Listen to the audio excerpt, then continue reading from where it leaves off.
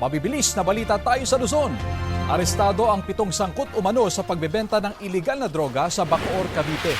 Ayon sa mga otoridad, nagkasa sila ng bypass operation kasunod ng sumbong na may nangyayaring iligal na aktibidad sa isang bahay sa Barangay Niyog. Huli sa operasyon ang pangunahing sospek na nabilhan ng droga na nagpanggap na buyer at 6 pa niyang kasama. Nasabat mula sa kanila ang mahigit sa 7 gramo ng umano'y shabu, cellphone at mga drug paraphernalia. Maharap sa reklamong paglabag sa Comprehensive Dangerous Drugs Act ang mga sospek na walang pahayag. Patay naman ang isang lalaki matapos mahulog sa bangin ang sinasakyang elf truck sa Bana, Ilocos Norte. Sugatan naman ang 5 pa niyang kasama sa truck, kabilang na ang driver. Batay sa investigasyon, hindi gumana ang preno ng truck kaya nawalan ng kontrol ang driver nito.